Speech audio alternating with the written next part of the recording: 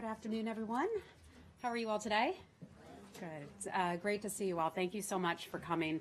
On this Thursday, I brought with me our Deputy Secretary of State, John Sullivan. He is here to provide a few remarks, not only about the decision to retire for the Undersecretary Tom Shannon, his intent to retire, which was announced earlier today. He'd like to say a few words about that.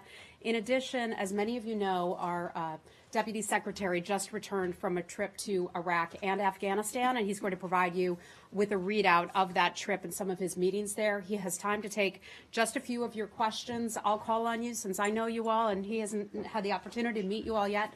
And then I'll take over the briefing from there, and we can go over all the world events. All right? With that, I'd like to introduce our Deputy Secretary, John Sullivan. Thank you. Thank you, Heather, for that kind introduction. Good afternoon, everyone. It's a bittersweet day for me here at the department. My good friend and colleague Tom Shannon has announced that he intends to retire. We've talked about this over time for the last few months about what he might do with his career, and his now approaching his 35th year in the Foreign Service. He's been a great friend to me, an indispensable person in helping me adjust to my service here as Deputy Secretary of State. I owe him a great deal. I first met him and heard about him when I served in the Bush 43 administration, and he was the Assistant Secretary for Western Hemisphere Affairs, and I was the Deputy Secretary of Commerce, and we had a lot of interaction on free trade agreements in Central America and Colombia and so forth. And he was a legend then, and his stock has only risen, in my estimation, since then for me. So it's a sad day for me, but it's the right move for him personally and professionally. So we wish him all the best, and he is doing it in a professional, dignified way. He will stay through the confirmation of his successor and be a great help to Secretary Tillerson and particularly to me. But it's bittersweet, a little sad for me to see such a good friend and dear colleague retire. So he really exhibits all that's finest about both the Foreign Service and the Civil Service. He's served 6 presidents and 10 secretaries of state. I can say, having served in 4 different cabinet departments for 3 different presidents, that I've met very few who match Tom for his commitment, his intelligence, his wise counsel, his sense of humor. But I can say that there have been others like him that I've worked with across government, both in the Foreign Service, the Civil Service, and in the uniformed services. A small number of senior people who are really the key cogs that make the wheels of government turn. And Tom Shannon has been one of those for many years, and he will be deeply missed here by all, and particularly by me. So with that, I'll shift gears and turn to my recent trip to Iraq and Afghanistan. It was an important opportunity for me to reaffirm to those countries the United States' commitment to strengthening our partnership with each of them and our commitment to bringing enduring peace and prosperity to them. The trip also gave me an opportunity to salute our hardworking ambassadors, John Bass in Afghanistan and Doug Sullivan in Iraq, terrific ambassadors for the United States. Their staffs at our embassies, our women and men in uniform, our Iraqi and Afghan employees and third country nationals who work at our missions, to thank them for their invaluable service to our country and for their daily tireless contributions in very difficult circumstances. Their work is indispensable in helping Iraq and Afghanistan build prosperous, democratic societies, defeat terrorism, and provide humanitarian assistance to millions of people affected by conflict in both countries. On my trip, my first stop was in Baghdad. I led a U.S. delegation consisting of U.S. Ambassador Iraq Sullivan, Deputy Assistant Secretary of State for Near Eastern Affairs Andrew Peake, and Treasury Deputy Assistant Secretary Eric Meyer. And we convened, along with Iraqi counterparts, the 5th U.S.-Iraq Higher Coordinating Committee. The Iraqi side was led by Deputy Foreign Minister Nizar Karullah and other senior Iraqi officials. The meeting was convened under the Strategic Framework Agreement, which was signed by the United States and Iraq in 2008, to affirm our partnership and intent to forge lasting bonds of cooperation and friendship. During our meeting of this committee, we agreed to continue to lay the foundation for future collaboration, particularly in the areas of trade and finance and political and diplomatic cooperation. As one example, we established a group of Iraqi and U.S. officials to work on mutual issues concerning visas for U.S. business leaders traveling to Iraq and vice versa for Iraqis traveling to the United States. We also agreed that the upcoming Iraq Reconstruction Conference in Kuwait would provide an important opportunity for the government of Iraq to showcase a number of attractive investment opportunities for foreign investors, including many American companies, and to demonstrate that Iraq is open for business. I also had the opportunity to congratulate my Iraqi interlocutors on their recent defeat of the so-called ISIS Caliphate. Iraq, the territory of Iraq, has been reclaimed from the terrorists who wreak such horrible violence upon the people of Iraq.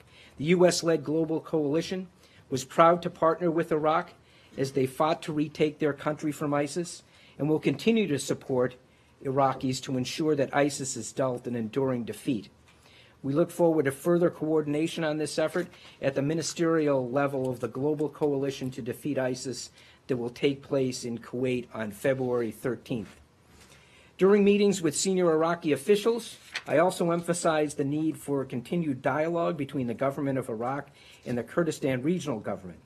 I encouraged Prime Minister Abadi to continue to work with KRG Prime Minister Netjervan Barzani and Deputy Prime Minister Kubat Talabani to reach practical accommodations on matters such as the payment of salaries and reopening of airports in Iraqi Kurdistan and international flights in accordance with the Iraqi Constitution.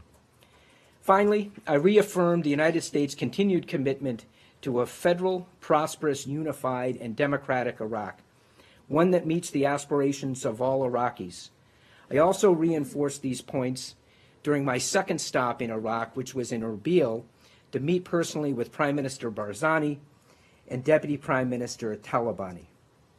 Following my visit to Erbil, I traveled to Kabul, which, as you know, has been the victim of several devastating and senseless terrorist attacks over the last 2 weeks. I was able to extend in person our condolences, thoughts, and prayers to the hundreds of victims, their families, and all of those affected by such terrible acts of violence. Those affected include women and men who work at our embassy in Kabul. Although we were fortunate that no one who works at the embassy was hurt or killed in the attacks, several of our colleagues have friends and relatives who were. And in fact, there was a memorial service today in Kabul at our embassy for those who were so deeply affected. And again, we extend our condolences to them. The United States remains firmly committed to supporting the Afghan people and their government's efforts to achieve peace, security, and prosperity for their country. While in Kabul, I had the opportunity to meet with Afghan President Ashraf Ghani, Chief Executive Dr. Abdullah Abdullah, Foreign Minister Saladin Rabbani, and other government leaders. During each of these meetings, Afghanistan's leadership made it clear to me that, despite the recent tragic events, the Afghan government will continue to work to create the necessary conditions to bring the Taliban to the negotiating table and establish an environment for a sustained peace. We applaud this conviction, as the path to peace and reconciliation must be an Afghan-led and Afghan-owned process, as we have laid out in the President's South Asia strategy. Unfortunately, at this stage, everyone but the Taliban appears ready for peace. The Taliban's reprehensible attacks targeting innocent civilians demonstrate that they are not ready to enter into good faith peace negotiations. The United States will continue to support our Afghan partners to defeat ISIS, al-Qaeda, and other terrorist groups in Afghanistan, and to deny them and their affiliates safe haven and material support. Afghan leaders and I also discussed security cooperation and the importance of holding timely, credible, and inclusive parliamentary and presidential elections. During an executive committee meeting of the Afghanistan Compact, we reviewed Afghanistan's progress in the areas of security, governance, rule of law, economic development, and peace and reconciliation. I applaud the efforts of the Afghan government thus far and welcome those officials in continuing to make further progress. I also met with a group of inspiring young Afghan leaders from a range of sectors, spoke to aid and humanitarian assistance leaders, including those from Save the Children who were so devastatingly affected by the attack on their facility. I met also with individuals from across the political spectrum. During all of these meetings, I underscored the United States' commitment to working with the government and the people of Afghanistan to bring peace, security, and sustained economic growth to that country and to the regions. With that, I'd be happy to take your questions. Let's start with Voice of America. Hi, Maggie. Yes, hi. Thanks for being here. During your visit to and during your meeting with the Afghanistan government, did Pakistan came up during the discussion? And then, given the recent attacks in Kabul, how does that help the United States to make the case that Pakistan needs to step up cooperation with in anti-terrorism? Thank you. Thank you. Well, our strategy, our policy with respect to Afghanistan, as you know, is really a regional strategy. It's a South Asia policy. Pakistan figures very importantly in that. In my discussions with the Afghan government, we focused on the relationship between Afghanistan and Pakistan, the need for continued bilateral discussions between Afghanistan and Pakistan. But I also emphasized that the United States must continue to have its bilateral relationship with Pakistan, both on its own terms and with respect to the region, including Afghanistan. We have made clear to the Pakistani government our expectations for them to take action against terrorists that are in sanctuaries in Pakistan to reduce the pressure and the threat of violence in Afghanistan, and to contribute to a lasting, enduring peace in Afghanistan and the region. That was certainly part of my conversations with the Afghan leadership.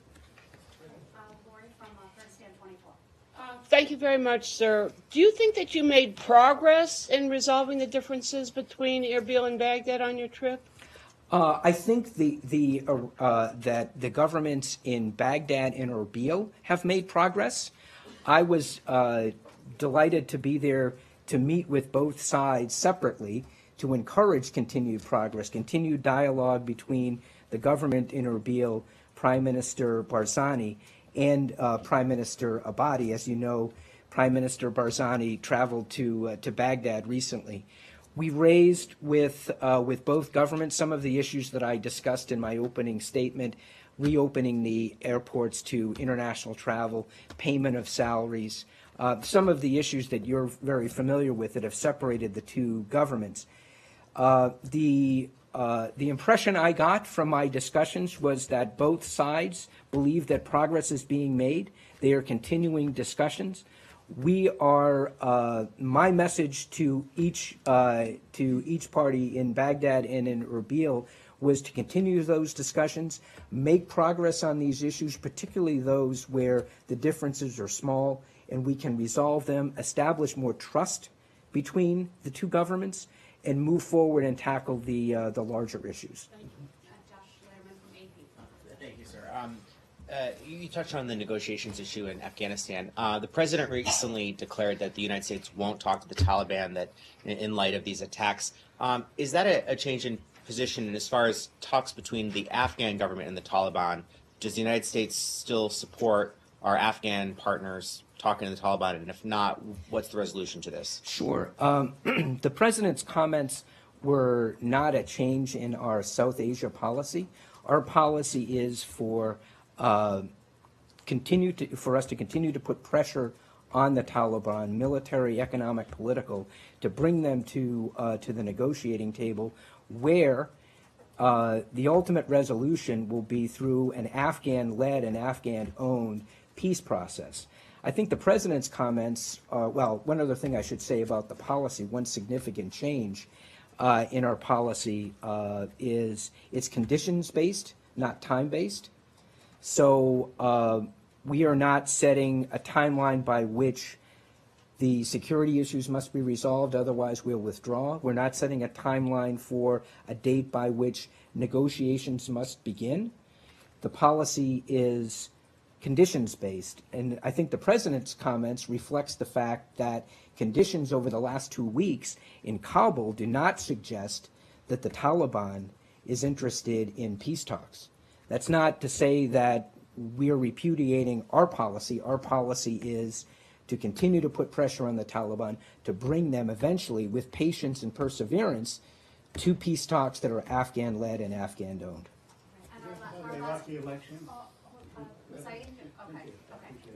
Yes, sir. Are you concerned that the election set in May may bring further instability in Iraq, especially with powers competing, those are pro-Iran and those are against Iran and so on? And how do you see this playing out, working out? Well, excuse me. Our message, my message in my my meetings with the government in Baghdad was to encourage the elections to go forward on May 12th. We think that that is the best path to a stable, democratic, free, federal, unified, prosperous Iraq. And the response I had from Prime Minister Abadi was that he was committed to those elections, and the Iraqis are committed to those elections. Political process, as we see even in our own country, is not necessarily tidy and pretty, but it's essential. It's essential to demonstrate their commitment to democracy. And one thing I reminded my interlocutors in Baghdad was a feature of U.S. history, that it is possible, even in dangerous, fractured situations, even in the midst of war, to hold national elections, as the United States did in 1864 during the Civil War. So the overriding commitment to democracy is what's important. Prime Minister Abadi has expressed that, and we're most grateful for that, and we're looking forward to doing all we can to support Iraq in holding free, fair, and democratic elections on May 12th. Sir, thank you so much. Everyone, thank you so much for your Thank you. questions. For the Deputy Secretary. You sure you don't want to take over? All yours. No? Okay, come on back anytime. Possibly have something We'd love to have you, sir. Thank you. Thanks, everybody. Okay, a couple items of business I want to get to before starting your questions today. The first, I want to mention that we are watching very carefully, and the United States is extremely concerned about yet another report of the use of chlorine gas by the Syrian regime to terrorize innocent civilians in East Ghouta, Syria, outside of Damascus. If confirmed, the attack is the third reported instance in the past 30 days in East Ghouta. We take the allegations of chemical weapons use very seriously and are working with our partners on the ground to investigate the reports. We will continue to seek accountability through all available diplomatic mechanisms, including the United Nations Security Council and the Organization for the Prohibition of Chemical Weapons, for the confirmed use of chemical weapons by any party. We call on the international community to hold the perpetrators of these attacks accountable and will speak with a united voice in condemnation. If we fail to uphold the principles set forth in the many international agreements related to chemical weapons, we undermine their fundamental principles and we fail the innocent they were created to protect. Next, I'd like to talk a little bit about the International Organization for Migration and the upcoming elections that will take place. I am pleased to announce the nomination of Mr. Ken Isaacs as the U.S. candidate for Director General of the International Organization for Migration, IOM, in the upcoming June 2018 election. Ken Isaacs is a senior executive of the international relief organization Samaritan's Purse and is distinguished for his efforts to improve accountability and lead organizational transformation. With 34 years of experience living and working around the world to provide life-saving emergency humanitarian assistance and development aid, he is exceptionally qualified to lead the IOM, a vital U.S. partner in our efforts to ensure that migration is safe, orderly, and legal. We will work closely with Mr. Isaacs over the next few months leading up to the June 29th election to arrange meetings with IOM member states to discuss his qualifications for this important position and to share his vision for IOM. As one of IOM's largest partners, the United States is committed to a stronger, ever more effective and efficient IOM. Next, as you all know, the Secretary is embarking today on his trip, his Western Hemisphere trip. He just spoke a short while ago at the University of Texas in Austin, in which he outlined the administration's Western Hemisphere policy priorities for 2018 and beyond. As you know, Secretary Tillerson will embark on his first multi-country trip to Latin America and also the Caribbean. During his trip to the region, the Secretary will engage with regional partners to promote a safe, prosperous, energy-secure, and democratic hemisphere. He will also advocate for increased regional attention to the ongoing crisis in Venezuela. The Secretary will travel to Mexico City and Buenos Aires, Argentina, Lima, Peru, Bogota, Colombia, and Kingston, Jamaica, where he will return on February the 7th. As the Deputy Secretary shared just a few minutes ago when he was speaking about our Undersecretary for Political Affairs, Tom Shannon, I wanted to share with you a few personal comments from the Secretary. The Secretary met with a small group of people yesterday afternoon, along with Undersecretary Shannon, and I wanted to let you know some of the Secretary's thoughts about Undersecretary Shannon and his announcement of his intention to retire. The Secretary put out a statement earlier today, so I'd refer you to that, but I wanted to give this to you in addition to that. The Secretary, as he sat down with a small group, I was sitting there with him, he said, "I really want this moment to be about Tom Shannon. Tom has earned that. There will always be a place for Tom Shannon at the State Department. I know what he most regrets is that he sees the tremendous challenges and the difficult situations around the world. Nobody likes to leave in the middle of a fight, but we talked about this, and unfortunately the nature of our world is one where we have been in continuous fights, and there's always going to be a demand for someone with Tom's capability. If at any time he decides he wants to come back in the fight, there will be a place for him here at the State Department." He went on to say, "I'm going to rely on him for leaving his telephone number, and I know he will take my call." We hope so. We hope he doesn't toss away his BlackBerry and iPhone. Next, the Chief of Staff of the White House, John Kelly, had spent quite a bit of time with Undersecretary Shannon, both in the when he was serving at Southcom and when Undersecretary Shannon was serving in WHA and in other capacities. The Chief of Staff, Kelly, sent this note to me, and I'd like to share it with you right now. He said, "I would like to thank my friend Tom Shannon for his more than 34 years of selfless service to our great nation, which spanned 6 presidents and 10 secretaries of state. He was my closest State Department collaborator when I first met with him and worked with him in my 39 months at U.S. Southcom, and was thrilled when I heard he decided to continue serving this nation in the Trump administration. The nation owes him a great debt of gratitude, and I wish him the best as he begins this new chapter in his life." Chief Kelly, thank you for your comments. Now I'd just like to add a personal note, and then I'll be happy to get to your questions. Without a doubt, Undersecretary Shannon's decision to announce his retirement is a loss for this building. It has been my good fortune and my sincere pleasure to have served with him for nearly a year now. His kindness, his love of country, his dedication to mentoring the next generation of diplomats, and his passion for knowledge are legendary. Last summer, I listened as he spoke to a fresh-faced A100 class. It was on the very day that they received their flag assignments. That meant that was when they found out which post they were to go to, their first assignments. Looking across the room at these A100 members, I thought, gosh, they're such kids. They all look so young, and that's why I say fresh face. He spoke to them, and it was so meaningful to them, and it was so meaningful to myself and some of our other colleagues to see that sort of hand down of the diplomacy process from someone so seasoned, so well respected, to these young professionals who are just beginning their careers at the State Department. Those A100 members could not have gotten a better diplomat from which to learn. A few months ago, I traveled with Undersecretary Shannon to Bangladesh for the 6th U.S.-Bangladesh Partnership Dialogue. Despite an overnight flight and a marathon day of meetings, he insisted on visiting the Bangla Bandhu Memorial Museum. I attended that with him. I was exhausted. Everybody else was exhausted, but he just forged ahead with all of the meetings and the engagements he had. He went there to pay respect to Bangladesh's founding father. Undersecretary Shannon didn't have to make this stop, but his sincere curiosity and his intellect are boundless. Just as significant, the Undersecretary appreciated what the stop would mean to the people of Bangladesh. Ever the consummate diplomat, he asked insightful questions and impressed our hosts with his knowledge of Bangladesh's history and its struggle for independence. The stories like that go on and on. Literally everyone here in the building, from the very top to the people who are just starting out this day at State Department, would have a story like that to tell you about Undersecretary Shannon. I'd like to say, sir, thank you for your service to the State Department. Thank you for your friendship. Thank you for your time. We know that you will be here for quite a few months to oversee a seamless transition, just as you did with the Secretary of State, as you did with the Deputy Secretary, and so many others. But, sir, when you finally do retire, enjoy that time with your family. It's a family that has served this nation, not only with him, but with his younger sons as well. And just, sir, thank you. You've left a better State Department because of your service.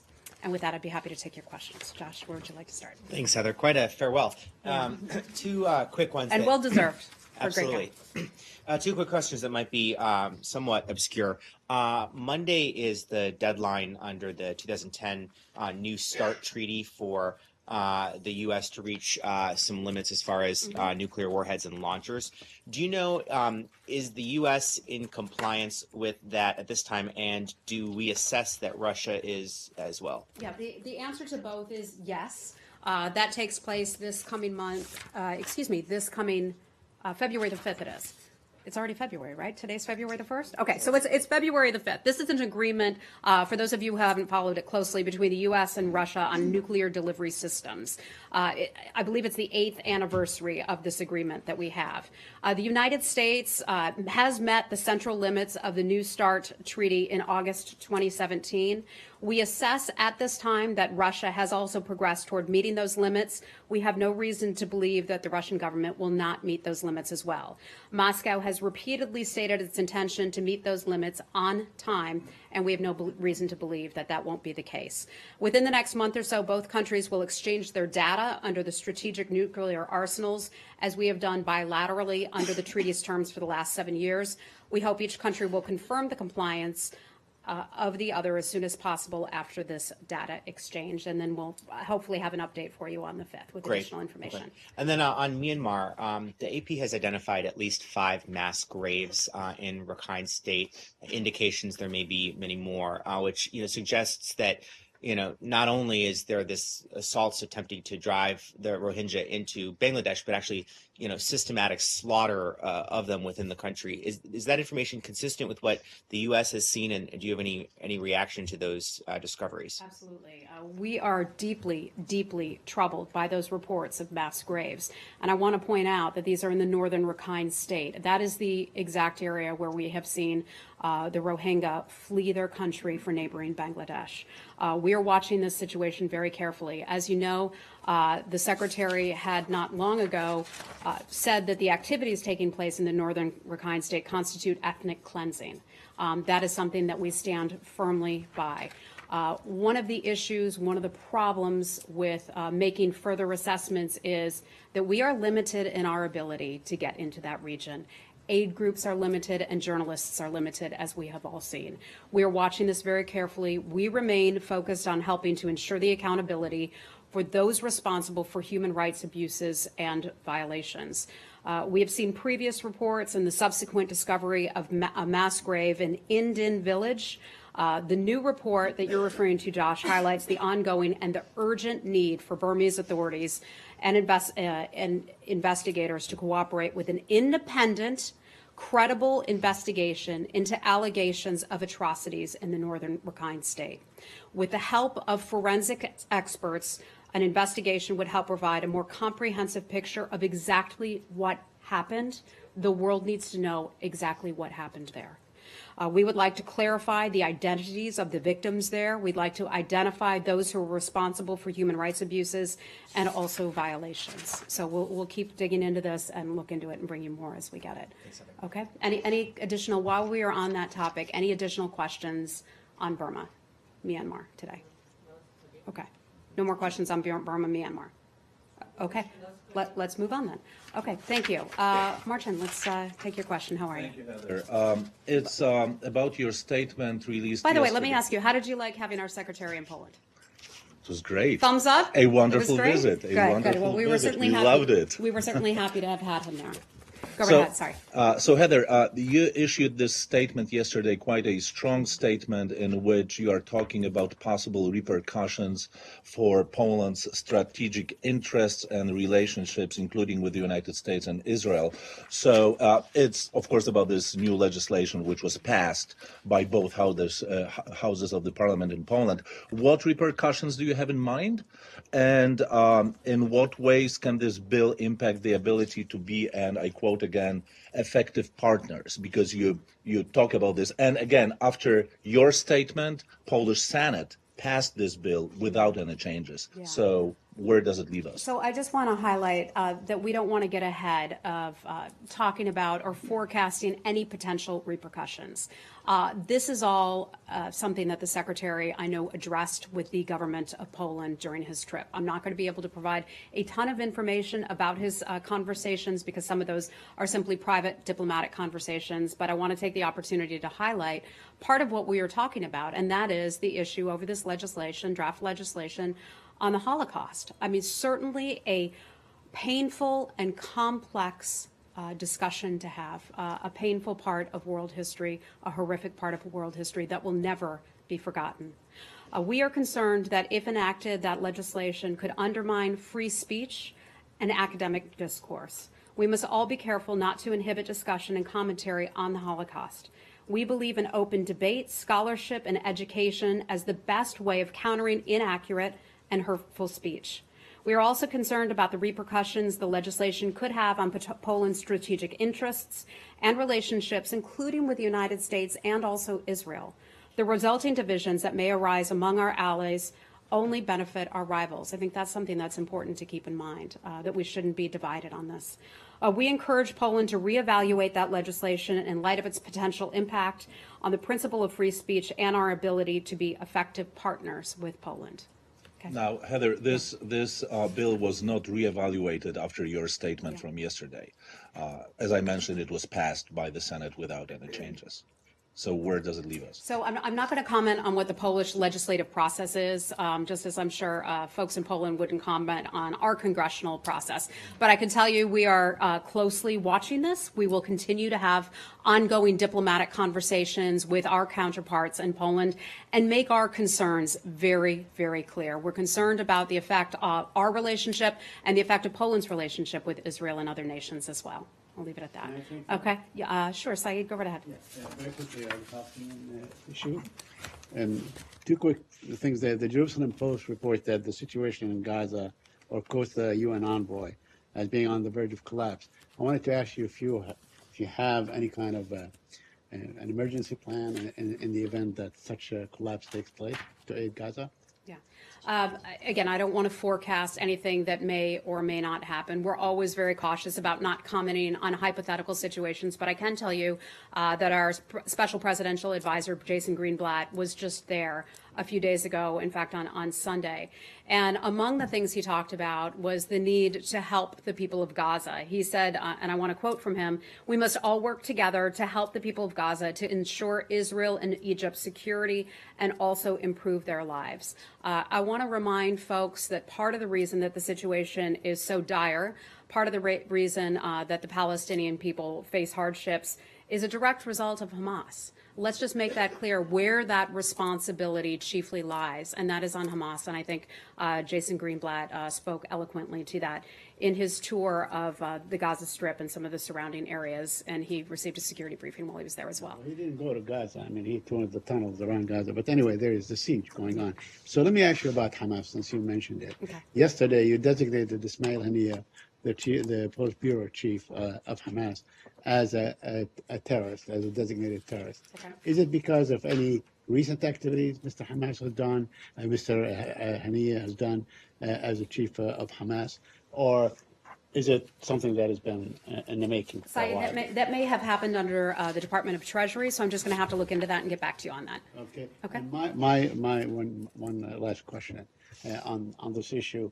It is in his State of the Union address, the president suggested that those that voted against the United States at the General Assembly will actually receive some punishment of some sort by cutting off aid or anything like this. But that includes your allies like Jordan and Egypt. Is the United States willing to cut off aid to Jordan All and of this, Egypt?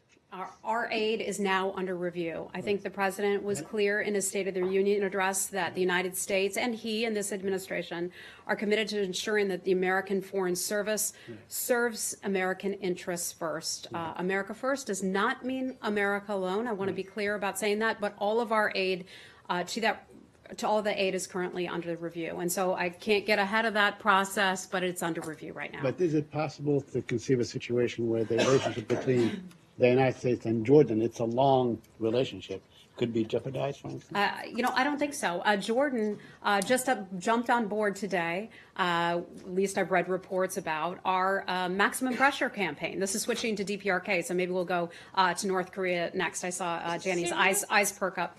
But let me tell you about that. Jordan announced today, at least according to reports, and we're still working on assessing all of this, but that it would cut ties with the DPRK. I think that shows the strength of our relationship with the country of Jordan, the government of Jordan, and the King of Jordan. So I can't see this damaging our They relationships oppose in the long term. vociferously the Jerusalem recognition. I That put them in a very difficult situation. Understood. And put them in the enemy's camp, so to speak. Doesn't it? Syria? Okay, let's Before move we on look at from the there. Middle East, Okay. Syria? Okay. Let me just head over to DPRK because that's a nice little transition point, and we'll get back to your region. Questions about North Korea related issues. Okay, Janny, you go right ahead. Thank you, Heather. And last week, U.S. Treasury Department imposed more sanctions on North Korea, as you know that. And many South Koreans are worried about North Koreans who, on the sanctions list, come to the Seoul, Korea for the Olympics. If South Korean government allows them, how does this affect U.S. sanctions? I'm sorry. So the question is, if South Koreans come to North Korea. No, North Koreans come to the. I'm sorry. I got that background. Yeah. Okay, is it restate that? I'm If sorry. On the sanctions list, those persons who. Oh, if people on the sanctions list come to Yes, South Korea, yes. what would that 16 mean? persons I see. On U.S. Treasury Department imposed the 16 I see. North Korean. I'm afraid I'd have to refer you to the Department of Treasury about. Confuse North and South Korea. No, not confusing in any way. I just misheard you. My apologies. I think I'd have to refer you to the Department of Treasury for that because there were sanctions that came out under the Treasury Department. If I can get anything more for you from a state perspective, I certainly will. Okay. Okay. Hold on. Let's stay in South Korea, North Korea region. Okay. Go right ahead. How are you? Go ahead. Yes, of course you. So Kylie Sertic, Kyoto News. Kylie. On the topic of North Korea, there's been a lot of talk about a bloody nose strike recently. Is that currently the preferred policy vis-a-vis North Korea, especially if they end up testing a ballistic missile anytime soon, particularly after the Olympics are over? Yeah. So I want to be clear about this. Our policy has not changed in any way. Our policy is still the maximum pressure policy. We want a denuclearization of the Korean Peninsula. Boy, we've talked about that since the very beginning of this administration and successive administrations as well. We would like the denuclearization of the Korean Peninsula. There are many countries around the world, including China and Russia, who share that same view as the United States. Diplomacy is our preferred approach. That is exactly why Secretary Tillerson spent time in Vancouver recently with about 17 other countries in which he was talking about new and creative ways to enhance our diplomatic approach to try and solve the crisis in North Korea. So that hasn't changed. Stories about a bloody nose, all that kind of stuff. Let me just say, our policy has not changed. Our policy remains the same. So the loss of Victor Cha as a potential ambassador, is that a loss for the State Department or a loss for diplomacy? I want to make something clear. I think a lot of reporters, not you, got ahead of the story. And reported it as though it was fact that he was going to be the next ambassador. That was not the case. Well, we knew he was under let me finish.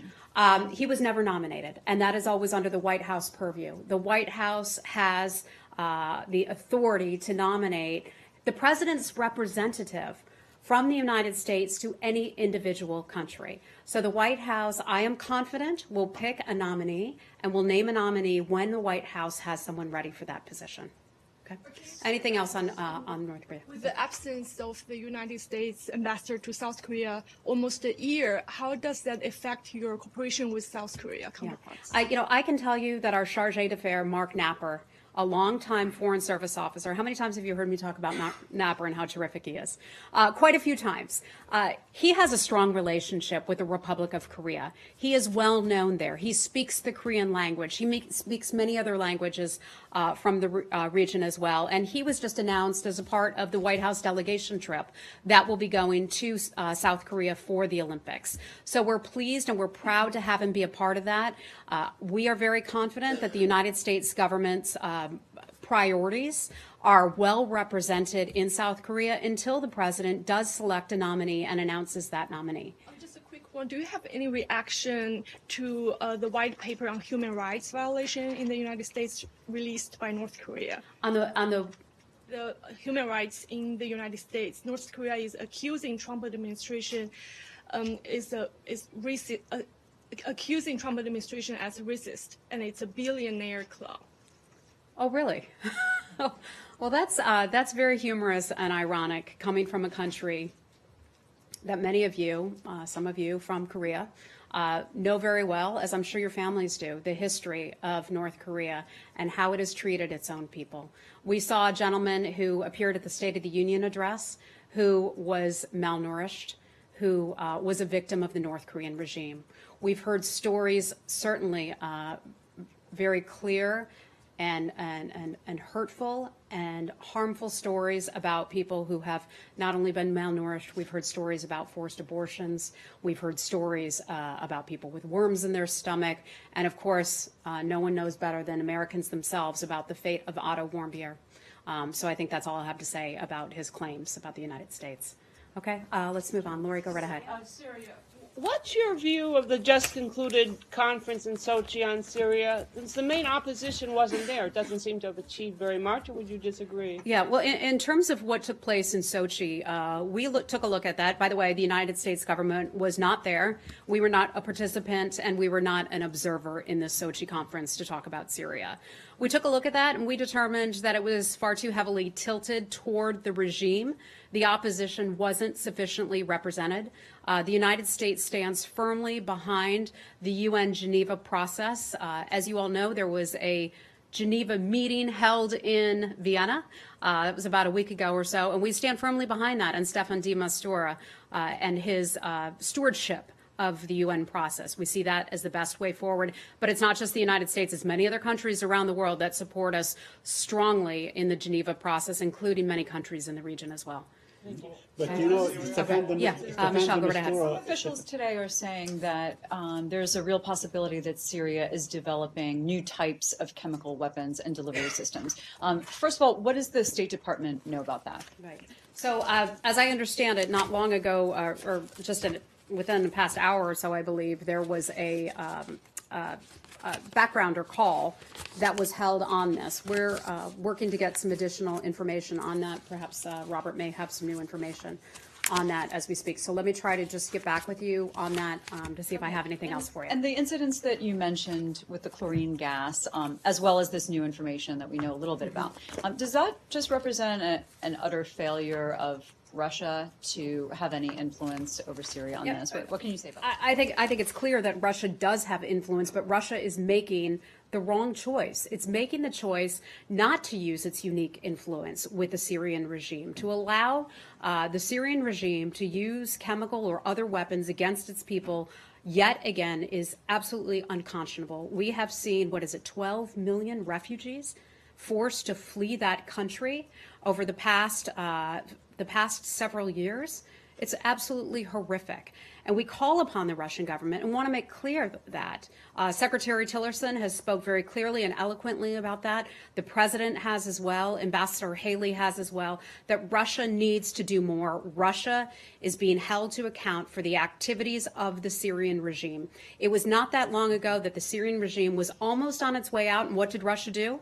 Russia made the decision to go in there and bolster its regime. That is why they are standing today, because Russia made that very distinct decision to prop them up. And on that same subject, there was on the subject of Russia, rather, there was a briefing today by the State Department for members of Congress on the sanctions issue. And there were a lot of questions asked, still unanswered, about why. Which sanctions issue? Sanctions on Russia over CATSA. Okay. Yeah, and so there were a lot of concerns among members of Congress about why the list that came out of Russian oligarchs identified by the Treasury Department seemed to be just a copy and paste of a Forbes list and didn't really represent the time and research that the Treasury had actually put into the classified list. So does the State Department have concerns as to why this public information seems sanitized when it comes to naming Russian oligarchs? Well, there are a couple parts to this. One, that piece of it, and you're referring to Section 241 of the CATSA legislation. That was congressional legislation. It was something that the president then signed off and became law. So you're speaking about Section 241 that does not have to do with the State Department. That's all under Treasury. So hold on, I want to get to your point about that. I do know and can share this with you that part of that information that was provided to Congress on the part of the Treasury was classified. Part of it was open source materials, meaning that you and I can all have access to it. So it was obviously the package that went up to Congress, and obviously this package of potential sanctions had that classified material. That classified material cannot be presented to the public because it is classified. Beyond that, Treasury would have to answer additional questions. I can handle the state part of it. That is Section 231, which is the state kind of governed part of CATSA, if you have any questions about that. So state doesn't have any concerns that there is information that could be released to the public, just isn't for some reason? Because it's classified. So I'm not going to get too deep into discussing this because it's under the Treasury Department. I don't work for the Department of the Treasury. I've got a great colleague over there. His name's Tony Sayeg. He can, hey Tony, you can handle these questions about this. But anyway, in all seriousness, I can refer you to Treasury for that. But I can try to help you out with Section 231 or provide you additional information from our background people who are the experts on Russia sanctions. Heather, you guys are kind of joking about, well, that's Treasury, this is state, and over the rollout of these two different pieces over the last several days, it's both buildings have been sort of trying to differentiate, talk to the other one. I just want to make sure I understand. I mean, this was a single law that was passed by Congress to try to respond to Russia's alleged interference in our elections. So is it safe and also to human rights abuses as well? Yeah. Sure, but is it safe to assume that these two policies, while perhaps involving two separate buildings, are part of one thoughtful, united effort to, I mean, it's not like you have the left hand has no idea what the right hand is doing, right? These are all supposed to be working together to put pressure on Putin. Well, yes, of course. This is all intended to put pressure on that government and hold them responsible for not only meddling in our elections, which, by the way, let me mention, there are lots of reports about Russia meddling in other countries' elections as well. This is not unique to the United States. But in addition to that, this is congressional legislation that became law.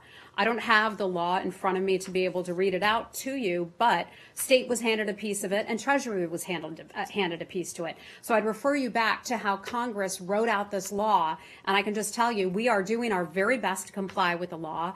Senator Bob Corker put out a statement that said, he thinks that we're doing a pretty good job of it and working in good faith to implement it. We got feedback from the Hill from other members of Congress on that part as well. Why is the Secretary not just using, okay, so the State Department took all of this time to identify entities, a lot of them foreign governments, that are still doing business with Russia defense and intelligence sectors. So if you're not going to sanction them now for various reasons, why not just get waivers for those entities? Why? I mean, members of Congress feel like that would be conforming with the law, and that by not doing it that way, it's just ignoring the law, basically. Let me try to clear things up about the State Department portion of the CATSA law. I want to reiterate something that was said on our background call, which was held, I believe it was Wednesday afternoon with some of my colleagues, about our Section 231. And the beginning date of that was January 29th. This is complex legislation. It's a complex law that requires us to look at things globally. And it requires our experts to comb through a heck of a lot of transactions that face defense industries and intelligence industries that funnel into Russia, but all around the world. So let me just underscore how complex and how tedious this process is. January 29th was the start date for this. It was not a deadline to impose new sanctions on Russia. It was the first day under which we had the authority under CATSA to impose sanctions if we made the determination that some sanctionable activity had taken place. There is currently no end date to that authority. Now, you all know we do not forecast sanctions because that lets those entities know that we are going to sanction them, and that can cause them to change their behavior, flee the country, things of that sort.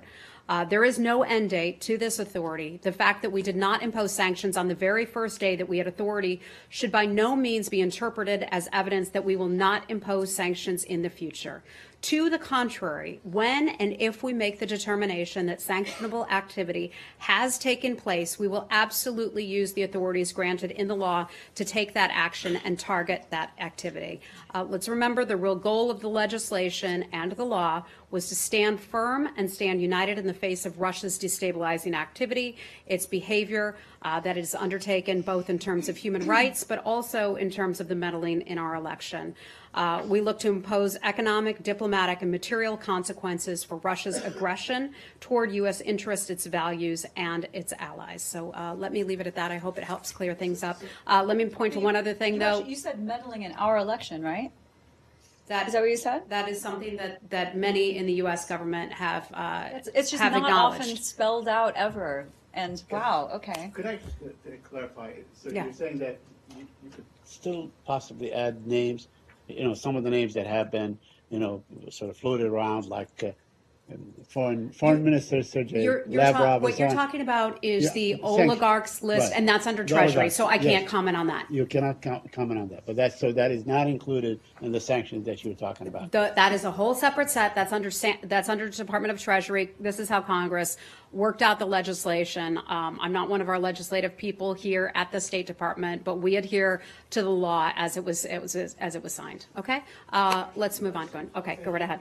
According to reports, Sergei Naryshkin, excuse my pronunciation, the head of Russia's intelligence service, was in the U.S. for meetings with U.S. intelligence officials. He is on the sanctions list.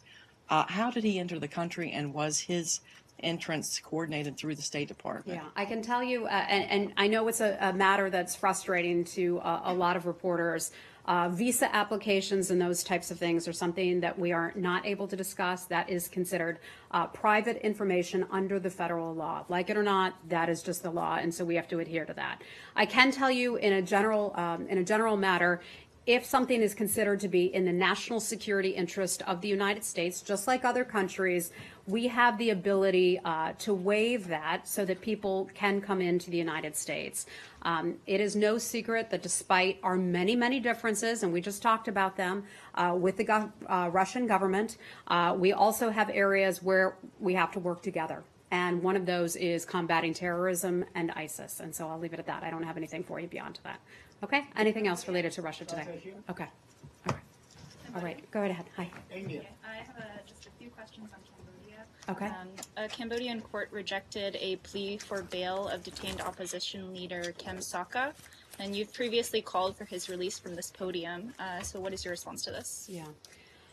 We have said before that we call on the government of Cambodia to reinstate the Cambodia National Rescue Party, that's the CNRP, and to release its leader, Kem Sokha. Also, opposition parties, civil society, and the media to continue their legitimate activities. Our Deputy Assistant Secretary Patrick Murphy, met with the daughter recently of Kem Sokha as an indication of our support and our support for democracy, multi-party democracy, which is something that we remain very concerned about. Freedom and multi-party democracy are enshrined in the Paris Peace Accords and in Cambodia's constitution. Let's make that clear. Cambodian government must allow space for civil society and also political parties to flourish. Legitimate elections require genuine cooperation. The government's actions have removed any meaningful competition from the 2018 national elections. Is the U.S. considering any sanctions? Oh, hold on, go right ahead. Is the U.S. considering any sanctions or other action to put Yeah, pressure on again, sanctions is something that we don't forecast, so I'm not going to say that we have any sanctions forthcoming, but that is always an option that we can use. Kenya. Sir, go right ahead. Yes, on top of what you just said, you're certainly aware of some senior officials talking to Reuters saying that the U.S. might take action again in Syria regarding these chemical weapons issues. Are you aware of those statements too? I'm not. No, sorry, sir. That's the first I've heard of it. Oh, okay. All right. No, go right ahead. How are you? Cuba. Thank you Right? so much. Okay, go right ahead. Thank you very much. It has to do with the conference that's going to be held here at State Department on the 7th of February, the Cuba Internet Task Force. It seems that, or we've gotten information that the Cuban government has said that it had protested this Internet Task Force on Cuba. And how does the State Department view this protest, and also why the importance of doing a task force now on the 7th of February? I think first and foremost, we would all agree, I know you would as journalists, that information and getting information to the public is a good thing. We want people to have broad access to information, and Cuba is no exception to that. Cuba's low internet penetration rate is certainly not a secret. While they have opened up a little bit, not to the level that they should have. It is preposterous to claim that studying an issue such as internet access is an open and transparent manner. The Cuban government has called this to be a subversive act. We disagree with that. We think that that is ridiculous. We are happy to host this event on the 7th of February. We received a diplomatic note, I can confirm that, from the Cuban Foreign Ministry on January 31st, yesterday, protesting the creation of the Internet Task Force. I want to make this clear that that is not a policy-making body, but that is something where we will provide objective advice in a transparent manner from a lot of different perspectives, and that information will be accessible to the public. Okay? All right. We've got to go. Okay, Kenya, let's see if I have something for you on that. Do you have what is the U.S. position on the inauguration of the political opposition party in Kenya, and how, given the fact that Kenya has been a lone partner of the United States in the fight against terrorism and economic growth in Africa, how concerned is Washington regarding the political stability over there? Thank you. I would answer that simply as saying we are gravely concerned about the situation there. Concerned by the Kenyan opposition leader's self-inauguration that took place on January the 30th. We reject accusations or actions that undermine Kenya's constitution and the rule of law. That's something that we consistently stand up for, the rule of law and also adherence to a constitution. Uhuru Kenyatta was elected as president of the Republic of Kenya on October the 26th, 2017, in a poll that was upheld by Kenya's Supreme Court. Grievances must be resolved through appropriate legal mechanisms. And we're going to have to leave it at that. We have to go. Guys, we're going to have to go today. Thank you. We'll see you again real soon.